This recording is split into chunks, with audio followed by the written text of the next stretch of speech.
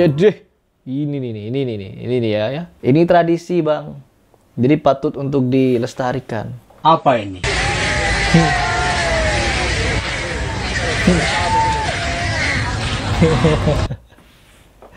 Ketika orang luar negeri maju dengan teknologinya, maju dengan SDM-nya, maju dengan segala inovasinya, di Indonesia, pemuda-pemudinya masih sibuk dengan hal seperti ini. Hidup bagaimana nih? Dulu ular saya gini kan jadi pusaka. Tuh. Apa ini? Kelabang saya gini kan jadi pusaka. Orang-orang halu seperti ini ada yang percaya, teman-teman. Ini yang membuat Indonesia gak maju-maju. Apa ini? Hidup bagaimana nih? A'udzubillahi minasyaitonirrajim. Bismillahirrahmanirrahim. Teman-teman, saya ingin ngajak kalian untuk sejenak menyaksikan kenapa masih banyak umat-umat Islam di Indonesia ini melakukan tindakan-tindakan aneh nyeleneh. Bahkan bukan cuma aneh nyeleneh, mereka itu sudah memperselisihi ajaran syariat. Dengan apa? Di video ini kalian akan tahu. Ya, kita coba simak satu persatu video-video. Ini bisa kalian anggap sebagai hiburan, tapi hiburan yang berisi edukasi mengenai kenapa orang-orang di Indonesia kebanyakan percaya kepada dukun-dukun, percaya kepada mistik-mistik, kurafat-kurafat, dan lain sebagainya. Kapan kaya ayo ikut saya? Kapan apa ikut saya? Dulu ular saya gini kan jadi pusaka. Tuh, ular diginikan jadi pusaka. Seperti ini, jangan salah, masih ada dan banyak yang percaya. Kelabang saya gini kan jadi pusaka. Tuh, orang-orang halu seperti ini ada yang percaya, teman-teman. Ini yang membuat Indonesia gak maju-maju. Ini yang membuat banyaknya orang Indonesia semakin terpuruk SDM-nya. Sehingga apa? Muncullah orang-orang seperti ini. Tuh. Jangan salah ya, teman-teman. Ini banyak pengikutnya dan banyak juga yang nonton. Tuh, lihat. Wih. Tuh.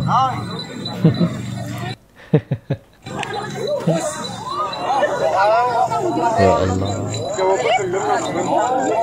Ketika orang luar negeri sibuk untuk mengembangkan teknologi, teman-teman, sibuk untuk meningkatkan kecerdasan anak bangsanya, pemuda di Indonesia sibuk kesurupan, sibuknya kesurupan dan bercerita tentang khurafat, ular jadi pusaka. Gak hanya di situ, ulama-ulamanya, banyak oknum-oknum ulamanya dari kalangan aswaja juga seperti itu. Menurunkan hujan susu diceritakan, rantai emas dari langit diceritakan, bolak-balik ke surga diceritakan, bangkit dari kuburannya terbelah, bangkit itu wali cium tangan kepada Habib diceritakan. Kurang apa lagi? Malaikat Munkar Nakir diusir dari kuburan. Orang mati, fasik, meninggal dalam keadaan fasik, dikasih tiket, taruh belakang kepala, blas surga tanpa hisab.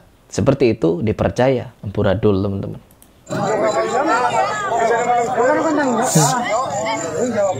Ketika luar negeri sudah berinovasi dengan teknologi, pemuda-pemudi kita masih seperti ini ya. Aduh. Ini bukan satu-satunya, teman-teman. Kita lihat yang lebih ekstrim lagi. Tuh. Cek Khodam Core. Ya Allah. Tuh. Sibuk beginian, anak-anak bangsa kita sibuk beginian, ditonton. Tuh, ditonton sama orang-orang ini. Dan ketika kita ingin mengedukasi ini, teman-teman, pasti ada tudingan Wahabi, jelas gak percaya goib, gak percaya mistik. Aduh. Allah.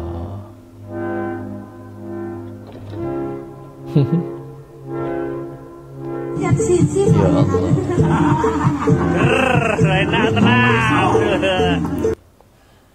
Ya Allah.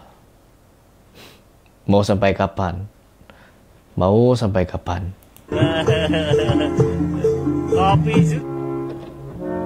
Aduh, aduh.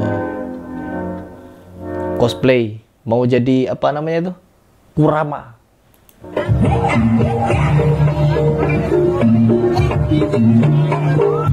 Ini tradisi, Bang. Jadi patut untuk dilestarikan. Orang yang sejatinya belum mendalami tauhid, ya, tidak faham sebagaimana dia bertauhid, pasti menganggap seperti ini hal yang biasa saja. Tapi ketika kita belajar tauhid yang benar, maka kita akan menemukan bahwa hal seperti ini adalah melenceng dari syariat.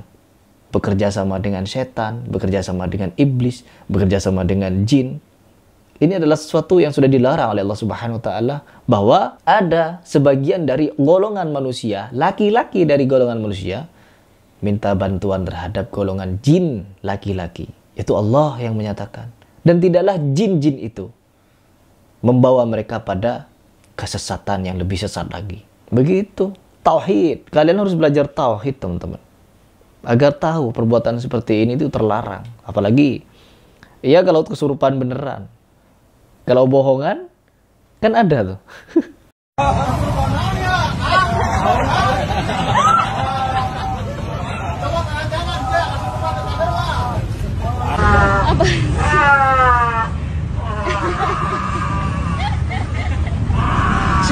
Pura-pura kesurupan.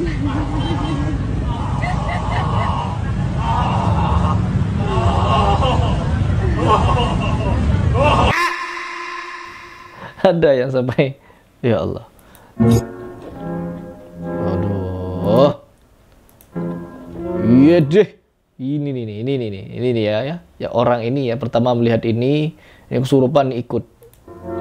Waduh, biar keren katanya. Kata mereka. Mau kemana anak bangsa kita ini ya?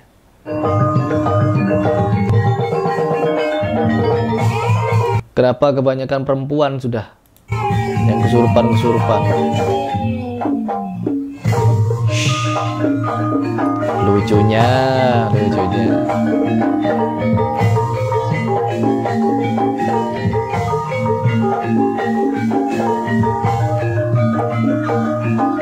Ya, negeri kita itu krisis ya. Krisis. Aduh, ya Allah. Sebagai penutup teman-teman, mereka cosplay apa saya tidak tahu, lompat-lompat. Tuh. Nah, ini nunggu apa-apa ini. Tuh. Tuh. Ini cosplay monyet atau cosplay kodok? Nah, ini nunggu aba-aba nih tadi nih. Dia melihat ke sini, setelah melihat temennya lompat, dia ikut melompat.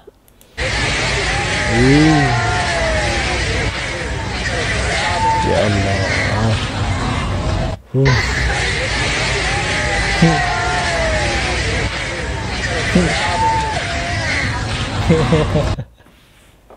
Ketika orang luar negeri maju dengan teknologinya, maju dengan SDM-nya, maju dengan segala inovasinya, di Indonesia, pemuda-pemudinya masih sibuk dengan hal seperti ini. Ya, masih sibuk.